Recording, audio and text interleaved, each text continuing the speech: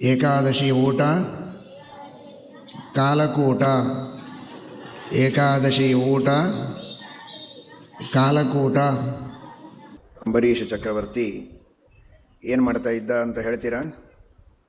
ಅಂಬರೀಷ ಚಕ್ರವರ್ತಿ ಯಾವ ಉಪವಾಸ ಮಾಡ್ತಾ ಇದ್ದ?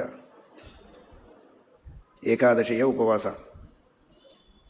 ಏಕಾದಶಿಯ ಉಪವಾಸವನ್ನು ತಪ್ಪದೇ 15 ದಿವಸಕ್ಕೆ ಒಂದು ಸಲ ಊಟ ಮಾಡಬಾರದು. ದಿವಸಾನೂ ಊಟ ಮಾಡೋದಕ್ಕೆ ದೇವರು ಕೊಟ್ಟಿದ್ದಾನೋ ಇಲ್ಲ ನಿಮಗೆಲ್ಲ? ಬೆಳಗ್ಗೆ ಸಂಜೆ 2 ಹೊತ್ತು ಊಟ ಮಾಡ್ತೀರಾ? 15 ದಿವಸದಲ್ಲಿ ಉಳಿದ 14 ದಿವಸ ಮಾತ್ರ ಊಟ ಮಾಡಬೇಕು. ಏಕಾದಶಿ ಒಂದು ದಿವಸ ಊಟ ಮಾಡಬಾರ್ದು. ಗೊತ್ತಾಯ್ತಾ? ಅಂಬರೀಷ ಚಕ್ರವರ್ತಿ ಏಕಾದಶಿಯ ಉಪವಾಸವನ್ನು ತಾನೂ ಮಾಡ್ತಾ ಇದ್ದ, ಊರಲ್ಲಿರೋ ಎಲ್ಲ ಜನರಿಂದಲೂ ಏಕಾದಶಿ ಉಪವಾಸ ಮಾಡಿಸ್ತಾ ಇದ್ದ. ಮಾಡಿಸಿದ್ದಕ್ಕೆ ಏನಾಯಿತು ಗೊತ್ತಾ? ಭೂತ ಪ್ರೇತ ಪಿಶಾಚ ಯಾವ ದುಷ್ಟ ಶಕ್ತಿಗಳು ಯಾವುದೂ ಅವನ ಹತ್ರ ಬರ್ತಿರಲಿಲ್ಲ.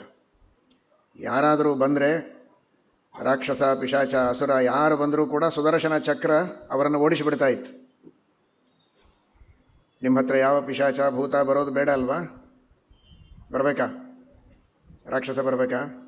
ಯಾವ ರಾಕ್ಷಸ ಬೇಡ, ಪಿಶಾಚಿ ಭೂತ ಪ್ರೇತ ರೋಗಗಳು ಯಾವುದೂ ಬೇಡಲ್ಲ. ಹಾಗಾದರೆ ಏಕಾದಶಿ ಊಟ ಮಾಡಬಾರ್ದು.